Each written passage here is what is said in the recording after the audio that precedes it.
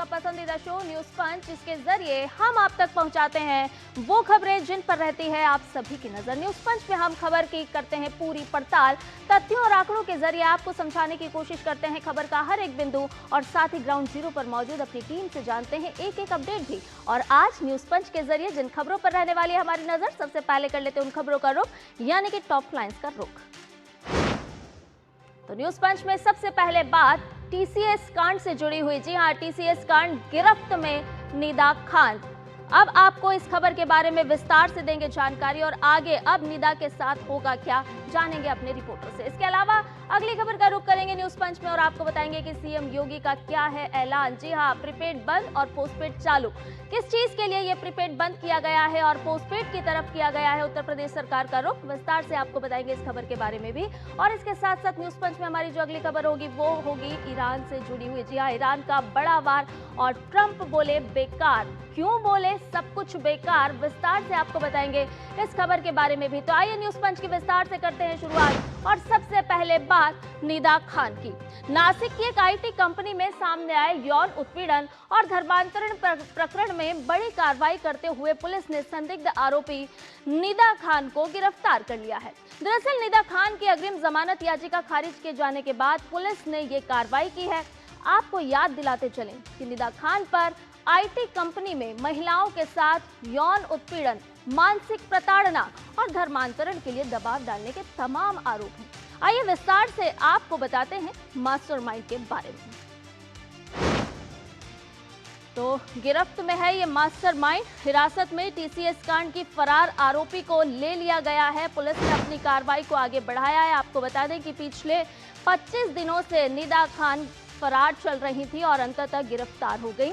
छत्रपति संभाजी नगर से इन्हें अरेस्ट किया गया है इसको, और नासिक में होंगे सवाल जवाब। जी हां, अब तमाम सवाल जवाब किए जाएंगे, पर्दाफाश किया जाएगा, लिंक जोड़ी जाएगी कि आखिर इस निदा ने कौन कौन लोगों को बहलाया, फुसलाया और किन लोगों से इसके तार जुड़े हुए थे। निदा खान पर कई तरह के क्योंकि गंभीर आरोप हैं। कौन कौन से गंभीर आरोप हैं वो भी आपको बताते हैं, क्योंकि धर्मांतरण से जुड़ा हुआ सबसे गंभीर आरोप निदा खान पर है।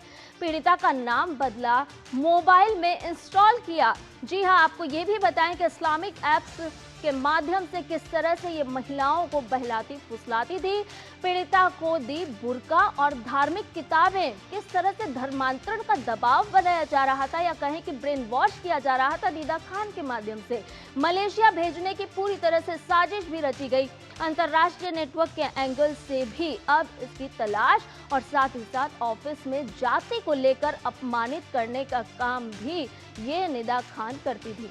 अब आपको ये भी बता दें कि टीसीएस केस में 8 आरोपी हैं। इन 8 आरोपियों के क्या क्या नाम हैं वो आपको बताते हैं। दानिश शेख, तौसीफ अत्तार, रजा मेनन, शाहरुख कुरैशी, आसिफ अंसारी, शफी शेख, अश्विनी चैनानी और निदा खान जो है इस पूरे मामले की मास्टरमाइंड। तो ये 8 लोगों के नाम भी सामने हैं, और इस पूरे मामले को अगर हम देखें तो मास्टरमाइंड है निदा खान, जिसे कर लिया गया है गिरफ्तार। हालांकि अग्रिम जमानत के लिए उन्होंने कहा था, लेकिन अग्रिम जमानत नहीं मिली। पुलिस ने अपनी कार्रवाई को आगे बढ़ाया। अब इस पूरे मामले पर एक बार नजर डाल लेते हैं। आपको बताते हैं कि निशाने पर कई महिलाएं थी। क्या है ये पूरा मामला, ये बताते हैं। निदा खान के निशाने पर कई सारी महिलाएं थी जिनको निदा खान टारगेट करती थी। ऑफिस कर्मचारियों के तमाम तरह के आरोप हैं इस पर।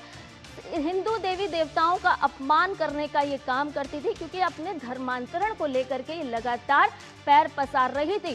धर्म परिवर्तन की कोशिश, नमाज पढ़ने के लिए दबाव बनाने का काम भी निदा खान ने किया।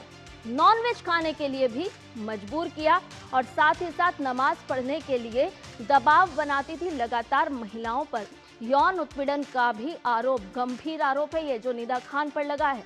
इस पूरे मामले पर अब टीसीएस को लेकर के टीसीएस में जितनी भी महिलाएं थी उन्होंने आरोप लगाए, और आखिरकार निदा खान गिरफ्तार हो गई। ताजा अपडेट ले लेते हैं हमारे साथ हमारे सहयोगी संवाददाता योगेश शीतल हमारे साथ इस पूरी खबर पर जुड़ गए हैं। योगेश, ताजा अपडेट आपसे जानना चाहेंगे, क्योंकि 25 दिनों की अगर हम बात करें तो फरार चल रही थी निदा खान, आखिर में गिरफ्तार हुई है। अब आगे कार्रवाई किस तरह से बढ़ेगी? देखिए, कानूनी कार्रवाई की बात करें तो भारतीय नागरिक सुरक्षा संहिता BNSS के तहत जो है उसको नासिक में आज प्रोड्यूस किया जाएगा। जिस तरीके से छत्रपति संभाजी नगर में गिरफ्तारी हुई है, जो डिटेन किया गया था बेसिकली, वहां से फिर जो ट्रांजिट रिमांड होता है ये प्रक्रिया हुई है, और नासिक रोड जो न्यायालय है वहाँ पे जो जुडिशियल मजिस्ट्रेट है वहाँ पे उसको प्रोड्यूस किया जाएगा।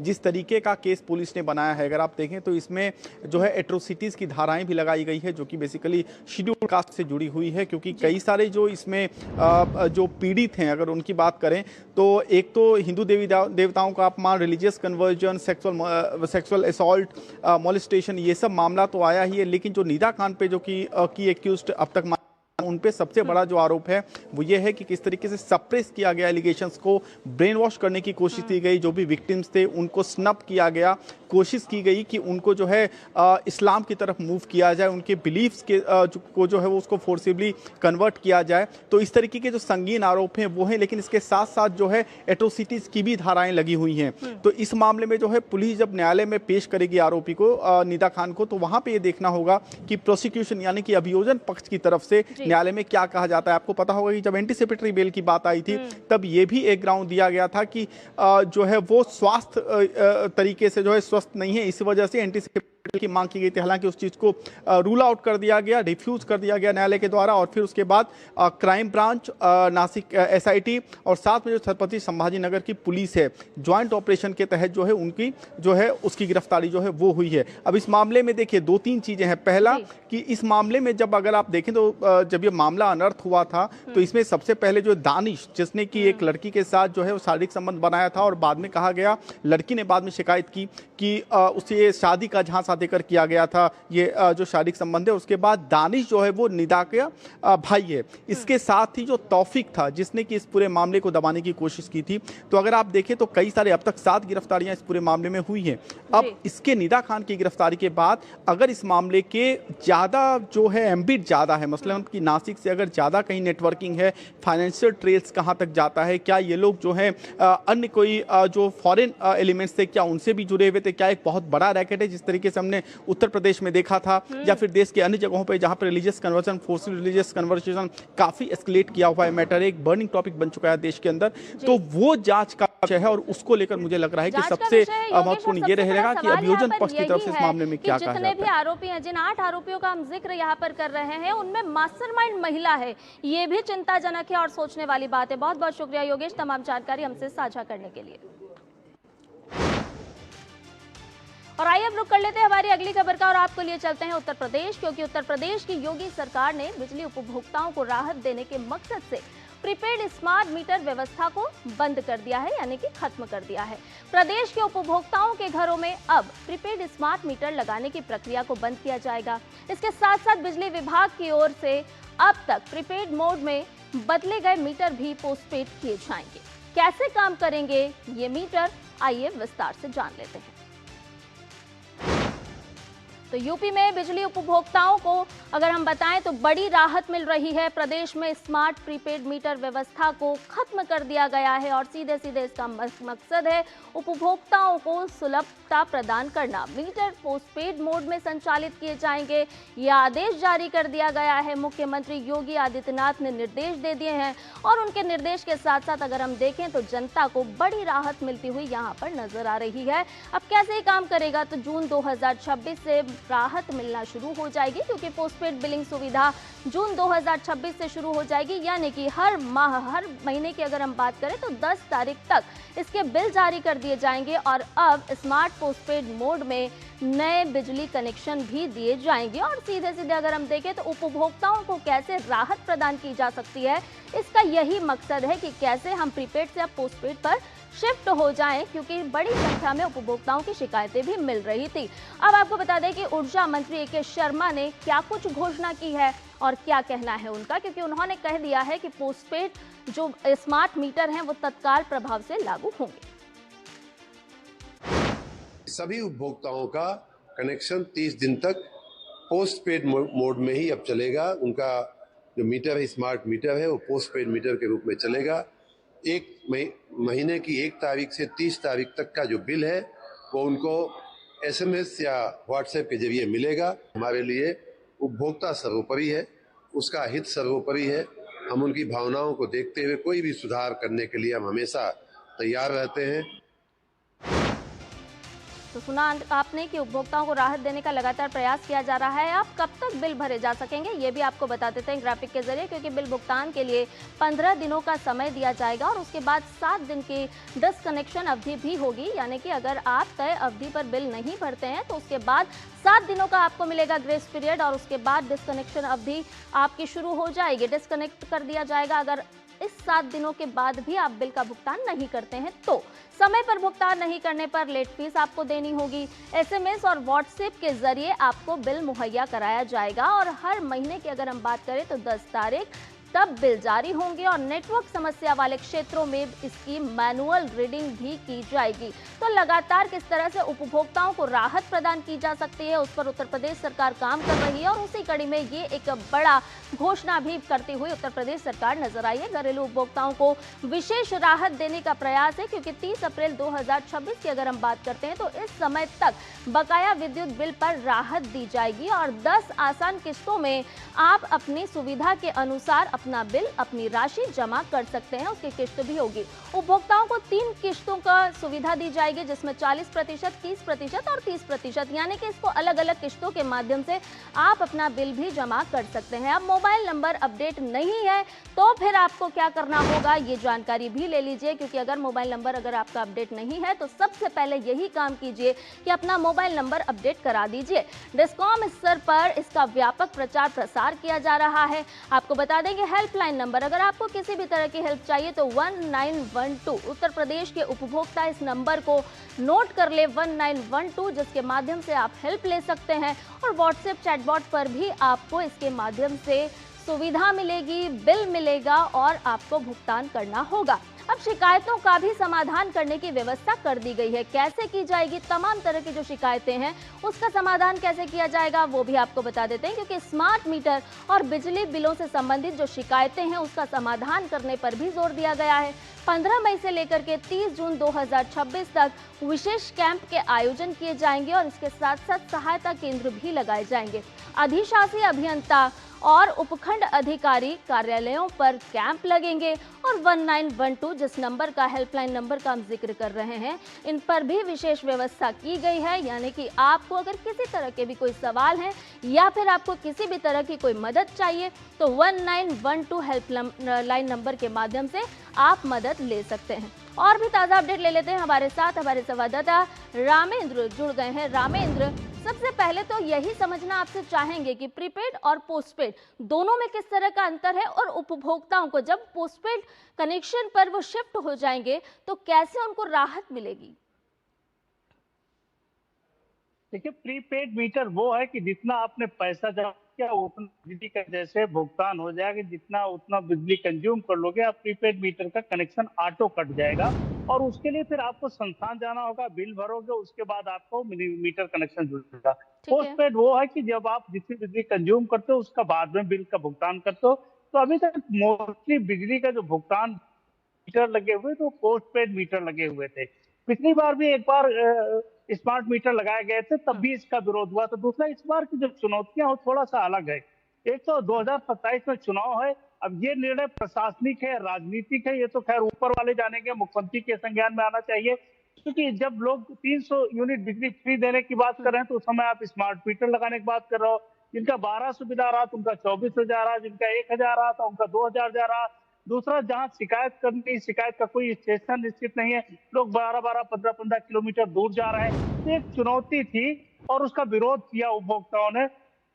लखनऊ से लेकर आगरा तक उपभोक्ताओं ने बताया कि साहब सरकार को कि ये साहब निर्णय आपका गलत है, हमारे ऊपर ये संकट है, सामान्य आदमी के लिए चुनौतियां हैं और सरकार ने उसको संज्ञान लिया। मुख्यमंत्री ने जो संघ और भाजपा की बैठक हुई जी, उसमें संघ के पदाधिकारियों ने स्पष्ट कहा कि ये निर्णय वापस लिया जाए। जनता के ऊपर इस समय जो थोपा गया निर्णय है, जनता को परेशानी हो रही है और भारतीय जनता पार्टी की सरकार कोई भी ऐसा निर्णय नहीं करती कि आम आदमी को परेशानी हो तो निर्णय वापस ले जाए। तो निर्णय वापस ले लिया गया है। जनता को शायद इसकी चिंता करने की जरूरत नहीं, लेकिन निर्णय क्यों लिया गया इस चुनावी वर्ष में, एक समस्या जरूर है, एक चुनौती जरूर है, इस तरीके के निर्णय लिए क्यों गए इस समय। चलिए, बहुत बहुत शुक्रिया रामेंद्र तमाम जानकारी हमसे साझा करने के लिए। तो इसका मूल मकसद अगर हम समझे तो यही है, उद्देश्य यही है कि कैसे हम उपभोक्ताओं को राहत दे सकते हैं। जिस तरह से हमारे संवाददाता बता भी रहे थे कि तमाम तरह की शिकायतें मिल रही थी और यही वजह है कि योगी सरकार ने उपभोक्ताओं के हित में ये बड़ा फैसला लिया है। फिलहाल न्यूज पंच में रुक रहे हैं एक छोटे से ब्रेक के लिए, जल्द हाजिर होंगे।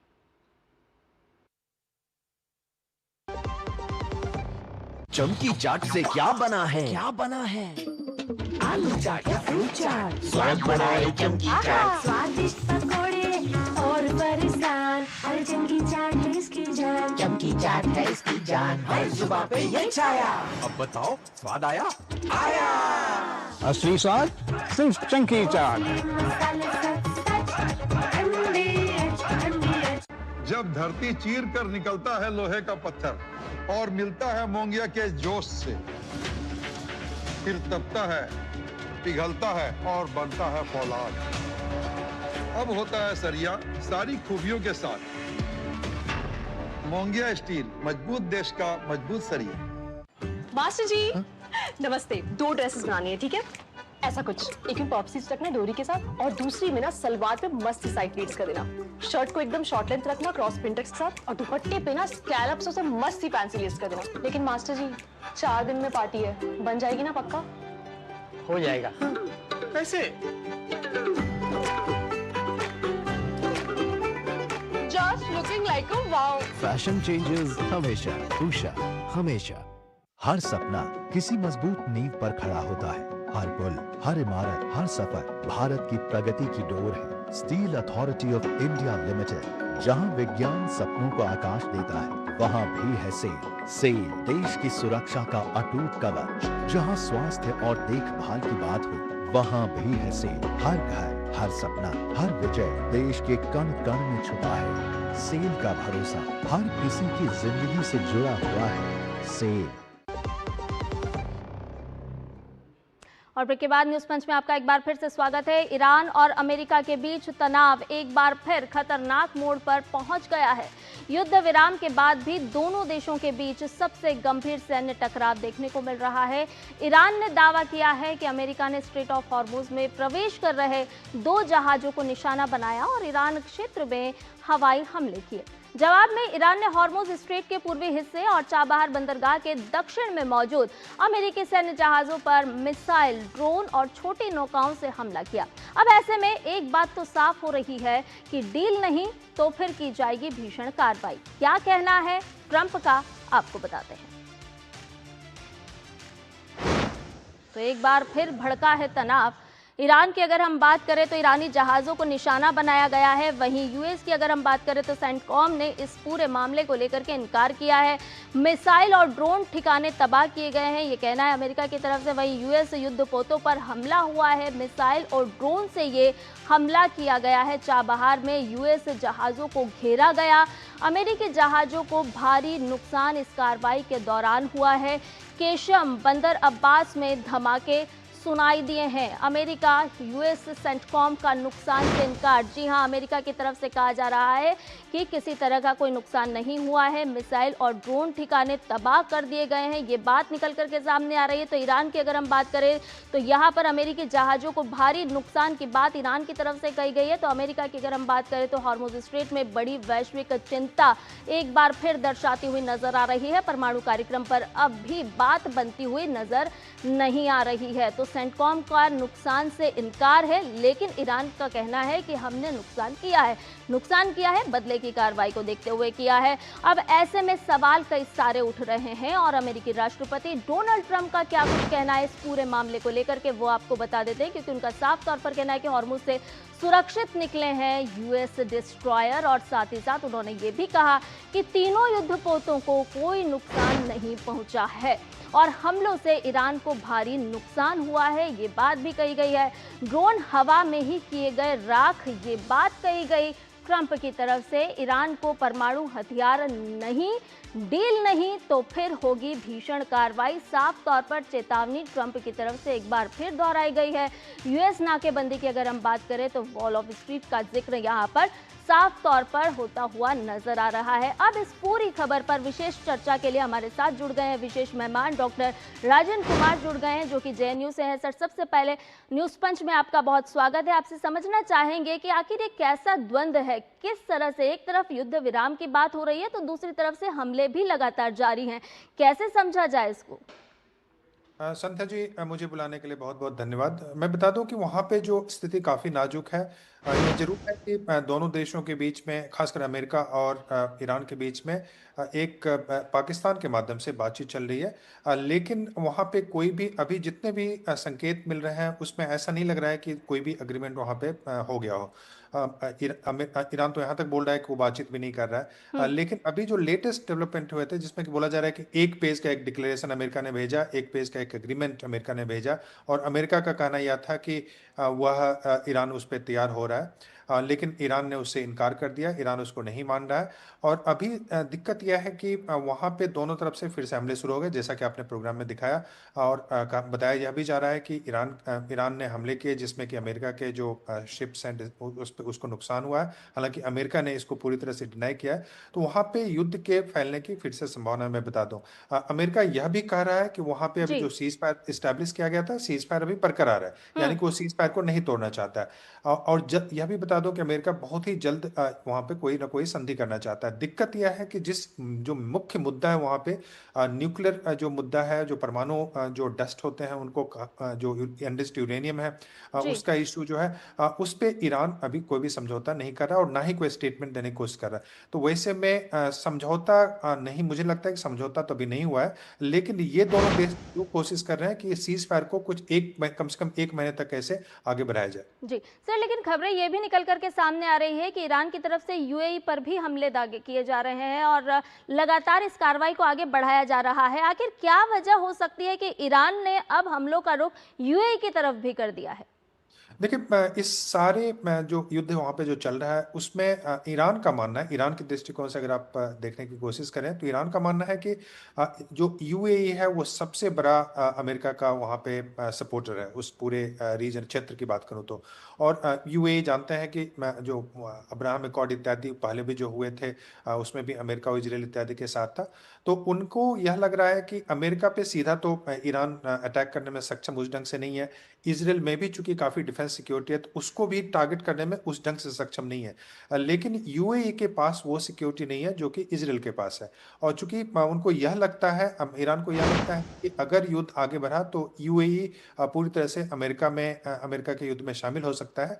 तो और अमेरिका को अगर डराना है तो उनको, ईरान की स्ट्रेटजी है कि उसके जो नेबर्स हैं, जो उसके जो अलायंस पार्टनर्स हैं वेस्ट एशिया में, उस पर हमले किया जाए। और अलायंस पार्टनर सबसे मजबूत पार्टनर अगर इजराइल को छोड़ दें तो अभी के समय में जो यूएई बन जाता है या कतर इस ढंग का देश है, तो वहां पे उनको लगता है कि टारगेट अगर करेंगे तो ये सारे देश घबरा जाएंगे और फिर अमेरिका उन पे हमला नहीं करेगा। ईरान का मानना है कि हमला फिर से होगा। ये ईरान के दृष्टिकोण से देखें, उनको लगता है इजराइल और अमेरिका इसकी तैयारी भी कर रहे हैं। तो वैसे में उनको डराने के लिए, उनको धमकाने के लिए वो जो प्रॉक्सीज हैं उनको टारगेट कर रहे हैं, यानी कि यूएई को उसी कारण से टारगेट किया गया, ओमान को भी टारगेट किया गया, दूसरे देशों को भी टारगेट किया। जी चलिए, बहुत बहुत शुक्रिया सर हमारे साथ इस विशेष चर्चा में जुड़ने के लिए और विस्तार से इस विषय पर हमें बताने के लिए कि किस तरह से अभी हालात बन रहे हैं ईरान और अमेरिका के बीच में। हालांकि जिस तरह से बात हो रही है, दबाव बनाया जा रहा है या कहें कि बयान सामने निकल करके आ रहे हैं, ऐसे में गंभीर चिंता है स्ट्रेट ऑफ हॉर्मुज को लेकर के, क्योंकि अमेरिका और ईरान के बीच बात बनने से ज़्यादा बात बिगड़ती हुई नजर आ रही है और ऐसे में दुनिया को संकट से जूझना पड़ रहा है। और भविष्य की अगर हम बात करें तो शायद ये संकट और भी बढ़ता हुआ नजर आ सकता है। और इस वक्त न्यूज़ पंच में फिलहाल के लिए इतना ही। मुझे और मेरी पूरी टीम को दीजिए इजाजत। नमस्कार।